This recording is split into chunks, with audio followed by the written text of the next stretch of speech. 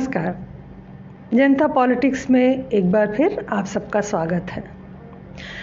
विगत दिनों कानपुर में जुमे के दिन जमकर बवाल हुआ।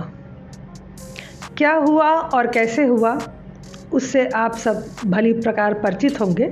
सभी मीडिया चैनलों व अखबारों ने इस पर विस्तार से जानकारी दी है, लेकिन क्यों हुआ यह सच अभी भी आधा अधूरा है। तो आज हम इसी पर चर्चा करेंगे। कानपुर के बारे में यह कहा गया कि नूपुर शर्मा के बयान के विरोध में यहाँ लोगों ने सड़कों पर बवाल किया।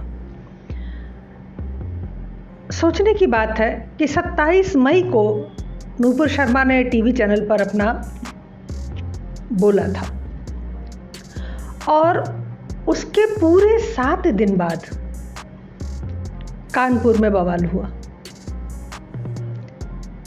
लोग सड़कों पर आ गए। तो किसी भी एक्शन का रिएक्शन इतने समय बाद होता है?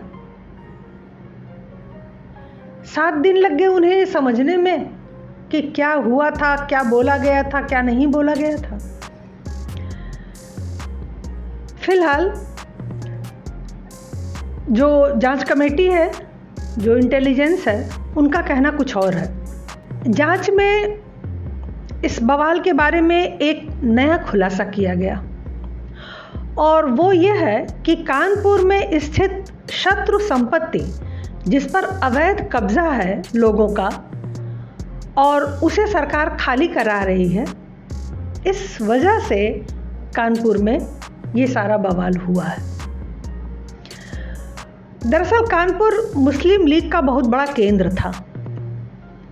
बंटवारे के बाद यहाँ बड़ी संख्या में लोग यहाँ से पाकिस्तान चले गए। फिर 1965 की लड़ाई में भी बहुत से लोगों ने भारत छोड़ दिया और वो पाकिस्तान चले गए। इनकी संपत्तियों को केंद्र ने एनिमी प्रॉपर्टी यानी शत्रु संपत्ति घोषित कर दिया। शत्रु संपत्ति क्या है, इसे सरल भाषा में अगर समझें तो देश के विभाजन के समय या 1962, 1965 और 1971 के युद्धों के बाद जो भी लोग भारत से जाकर पाकिस्तान या चीन में बस गए, उनकी संपत्ति को शत्रु संपत्ति घोषित कर दिया जाता है। गृह मंत्रालय द्वारा लोकसभा में दी गई जानकारी के अनुसार 2020 तक भारत में कुल 12,426 शत्रु संपत्तियां पाकिस्तानी नागरिकों की और 126 चीनी नागरिकों की पाई गई। इन सब की कीमत 1 लाख करोड़ से भी ज़्यादा बताई गई है। पाकिस्तानी नागरिकों द्वारा छोड़ी गई 9,280 संपत्तियों में सर्वाधिक 4,991 यानी लगभग 5,000 संपत्तियां जो है वो उत्तर प्रदेश में हैं, 2735 पश्चिम बंगाल में और 487 दिल्ली में है। अब उत्तर प्रदेश में भी अगर आप देखें तो सबसे ज़्यादा संपत्ति 98 शत्रु संपत्ति कानपुर जिले में पाई गई। इतनी बड़ी संख्या में किसी भी जिले में अब तक शत्रु संपत्ति नहीं पाई गई है। केंद्र सरकार ने इसके जांच के लिए केंद्र से एक सचिव को यहाँ भेजा था और उनकी जांच रिपोर्ट में प्रारंभ में 89 शत्रु संपत्तियाँ निकली।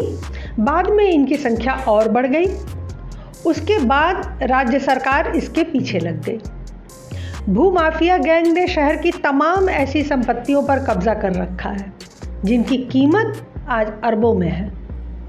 इनके प्रमुख नाम बाबा बिरयानी के मालिक मुख्तार बाबा का है। इन शत्रु संपत्तियों पर फर्जी दस्तावेज के सहारे कब्जा करके उन पर ऊंची ऊंची अवैध इमारतें बना ली गई हैं। शुक्रवार को उपद्रव के दौरान इन इमारतों से भी जमकर पत्थरबाजी हुई थी और सभी अखबारों ने और मीडिया ने इसको प्रसारित भी किया था। अब इन सबको सरकार की तरफ से नोटिस भेजा गया है और ज़मीन खाली करने को कहा गया है, क्योंकि अब तक कानपुर प्रशासन को केवल 12 शत्रु संपत्ति का पता था।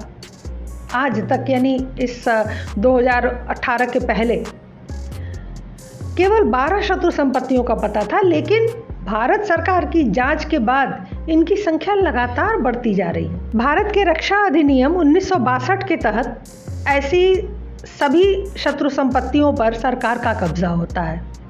भारतीय नागरिक शत्रु संपत्ति को विरासत में किसी को दे नहीं सकते। मसलन किसी के पिता ने पाकिस्तान में नागरिकता ले ली तो यहाँ पर उनकी संपत्ति उनके बेटे, बहू, पोते आदि को नहीं मिल सकती है। कोई भी परिवार अपने परिवार के अन्य सदस्यों या रिश्तेदारों को अपनी संपत्ति नहीं दे सकता है अगर वो किसी दूसरे देश में जाकर रह रहा है तो। दीवानी अदालतों को शत्रु संपत्ति के मामले में सुनवाई का अधिकार नहीं है। यह मामले सिर्फ हाई कोर्ट या सुप्रीम कोर्ट में ही सुने जा सकते हैं। शत्रु संपत्ति में देश में कुल 590 कंपनियां हैं जो आज भी सक्रिय हैं और इनके हजारों करोड़ के जो है वो शेयर्स हैं जो मार्केट में रन कर रहे हैं। इन सब को भारत सरकार बेचने वाली है। 2016 में केंद्र सरकार ने अधिनियम में संशोधन करके इसे और मजबूत बना दिया था। इसके बाद आपने सुना होगा महमूदाबाद की प्रॉपर्टी 4000 करोड़ की प्रॉपर्टी को जो है भारत सरकार ने जब्त किया था। स्थिति ये है कि अगर कायदे से सभी शत्रु संपत्तियों को खाली कराया जाए तो आधा कानपुर ज़िला खाली हो जाएगा। इतनी ज़्यादा मात्रा में वहाँ और इतनी बड़ी बड़ी शत्रु संपत्तियाँ हैं। नगर निगम द्वारा अभी कुछ दिनों पूर्व 198 मंदिर खाली करवाए गए हैं जिन पर मुस्लिमों के अवैध कब्जे थे। दरअसल पब्लिक जनता यहाँ पे जागी और उन्होंने जो है वो कई जगहों पर ऐसे अवैध कब्ज़ों को के अवैध निर्माण को देखा और फिर उस अवैध निर्माण के लिए उनको लगा कि शायद ये यहाँ पर सही नहीं है। उन्होंने सरकार से इसके लिए कंप्लेन की, शिकायत दर्ज करवाई और जब सरकार के पास शिकायत दर्ज हुई तो कार्रवाई शुरू हो गई। पूरे उत्तर प्रदेश में भूमाफिया और जिहादियों के घर पर बुलडोजर चले, लेकिन कहीं आपने ऐसा विरोध नहीं देखा होगा। कानपुर के काजी हाजी का बयान है कि कफन बांध कर मरने को सड़कों पर उतर पड़ेंगे अगर दंगाइयों के खिलाफ बुलडोजर चलाया गया। क्यों? क्योंकि बुलडोज़र चला तो वो सभी बड़ी बड़ी इमारतें और सैकड़ों घर गिराए जाएंगे जो शत्रु संपत्ति पर बने हुए हैं। तो वो तो खाली होने ही है, आज नहीं तो कल उन पर बुलडोज़र तो चलना ही है क्योंकि वह सरकार की संपत्ति है। 2020 से कानपुर में हलचल बढ़ गई जब से शत्रु संपत्ति पर जांच कमेटी बैठी और सबसे ज़्यादा संपत्तियां यहाँ पे चिन्हित हुई, तब से यहाँ पे हलचल भी बढ़ी है। लिहाजा आगे भी आपको कुछ न कुछ यहाँ बवाल मिलता रहेगा जब तक कि इन सारी संपत्तियों पर सरकार का कब्जा नहीं हो जाता और वो उन्हें उपयोग में नहीं ले लेती। कानपुर में जिन संपत्तियों को बचाने का प्रयास किया जा रहा है उनके लिए योगी सरकार ने भी कमर कस ली है और अभी कुछ दिन पूर्व उन्होंने अपने विशेष सचिव विशाख जी अय्यर, जो कि केरल के रहने वाले हैं, बीटेक हैं, उन्हें कानपुर का डीएम बनाकर भेज दिया। जबकि नेहा शर्मा वहां अच्छा काम कर रही थी, लेकिन अब समस्या से निपटने की रणनीति योगी जी ने बदल दी है। ऐसा माना जा रहा है कि केवल शत्रु संपत्ति से निपटने के लिए अय्यर जी को वहां भेजा गया है, तो परिणाम निसंदेह सकारात्मक होंगे।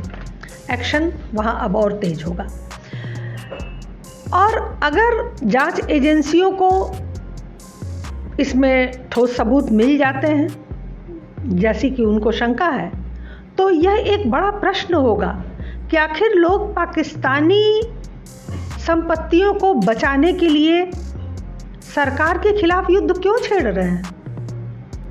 अखिलेश यादव के शासनकाल में जो मात्र 12 संपत्तियां चिन्हित थीं उस समय, उन पर भी कभी कोई कार्रवाई नहीं की गई। अब उत्तर प्रदेश सरकार पूरे प्रदेश की लगभग 5,000 शत्रु संपत्तियों पर कब्जा करके उन्हें बेचने या अन्य उपयोग में लाने पर जुटी हुई है, तो इनका दुरुपयोग करने वालों में खलबली मचना स्वाभाविक ही है। आज के लिए बस इतना ही। हमारे चैनल को सब्सक्राइब करें, लाइक करें और सभी प्लेटफॉर्म पर शेयर करें। अपने विचार हमें कमेंट बॉक्स में ज़रूर दिया करें। धन्यवाद। नमस्कार।